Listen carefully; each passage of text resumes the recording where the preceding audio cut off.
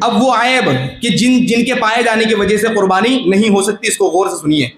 اور اگر آپ نے جانور خرید لیا ہے اور یہ عیب ان جانوروں میں موجود ہے تو ریپلیس کر دیجئے، بدل دیجئے. اور اگر جانور نہیں خریدا ہے تو ان عیبوں کو مد نظر رکھتے ہوئے آپ کو جانور خریدنا ہے.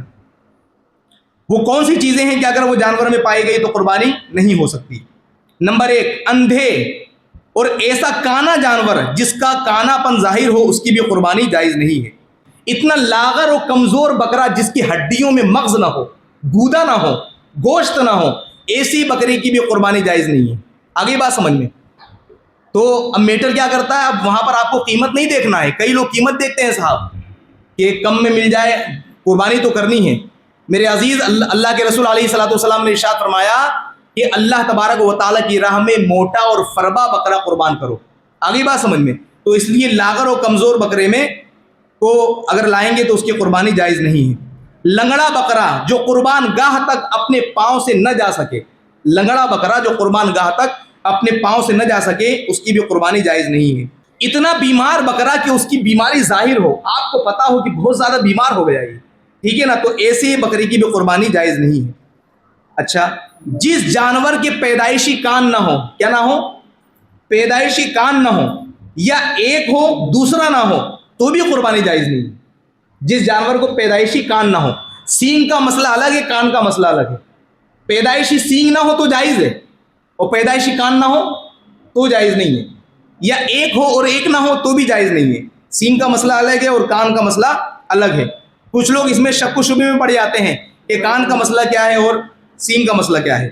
جس جانور کے تھن خشک ہوں، دودھ جو نکل رہا ہے تھن، جس جانور کے تھن خشک ہوں اس کی بھی قربانی جائز نہیں ہے. بکری کا ایک تھن خشک ہو اور بڑے جانوروں میں جو ہے اس کا 2 خشک ہو تو بھی قربانی جائز نہیں ہوگی. جس کے تھن کٹے ہوئے ہیں اس کی بھی قربانی جائز نہیں ہے. جس کی ناک کٹی ہوئی ہے اس کی بھی قربانی جائز نہیں ہے. علاج کے ذریعے جس کا دودھ خشک کر دیا گیا ہو، سکھا دیا گیا ہو، اس کی بھی قربانی جائز نہیں ہے. خنثا اس جانور کو کہتے ہیں جس میں نر اور مادہ دونوں کی علامتیں پائی جاتی ہیں. فرق نہیں کر پاتے ہیں کہ یہ بکرا ہے یا بکری ہے. جس میں نر اور مادہ دونوں کی نشانی پائی جاتی ہے اسے خنثا کہتے ہیں. ایسی کی بھی قربانی جائز نہیں ہے. جلالہ اس جانور کو کہتے ہیں جو غلیظ کھاتا ہو، جو گندگی کھاتا ہو، ٹھیک ہے نا. گندگی کھانے والا جانور کی قربانی اس لیے بھی جائز نہیں ہے، ایک تو وہ گندگی کھا رہا ہے، اور آپ بہتر جانتے ہیں کہ جو کھاتا ہے انسان، یہ جانور یا ہم جو بھی کھاتے ہیں یا جانور جو بھی کھاتا ہے اسی سے ہمارا گوشت بنتا ہے، اس کا اثر کہیں نہ کہیں گوشت میں نظر آتا ہے. تو جب جانور گندگی کھائے گا تو گوشت میں بدبو آئے گی کہ نہیں آئے گی؟ لہذا ایسے جانور کی قربانی جائز نہیں ہے، ٹھیک ہے نا. اسی طرح جس کا ایک پاؤں کاٹ لیا گیا ہو اس کی بھی قربانی جائز نہیں ہے. جس کا ایک پاؤں کاٹ لیا گیا ہو اس کی بھی قربانی جائز نہیں ہے. اسی طرح سینگ کا مسئلہ، جیسا کہ ابھی میں نے بیان کیا کہ جس کے سینگ نہ ہو، پیدائشی سینگ ہو، اس کی تو چل جائے گی.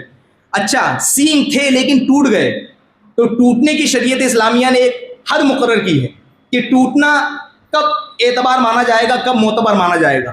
اگر وہ سینگ بالکل جڑ تک ٹوٹ گیا ہے، جڑ تک جہاں سے سینگ نکلتا ہے، اگر وہ جڑ تک ٹوٹ گیا ہے تو پھر ایسے بکرے کی قربانی جائز نہیں ہے. لیکن اگر وہ سینگ آدھا ٹوٹا ہے یا آدھے سے زیادہ ٹوٹا ہے لیکن وہ جڑ تک نہیں ٹوٹا، جڑ اس کی باقی ہے، تو ایسے بکرے کی قربانی جائز ہے. یا جڑ تک تو ٹوٹ گیا تھا سینگ لیکن پھر دوبارہ وہ سینگ نکل آیا، زخم بھی صحیح ہو گیا، دوبارہ سینگ نکل آیا، تو پھر ایسی صورت میں قربانی ہو جائے گی. کیونکہ جو عیب، جو ریزن تھا قربانی نہ ہونے کا، وہ ریزن ختم ہو گیا. وہ ریزن کیا تھا کہ جڑ تک سینگ کا ٹوٹ جانا.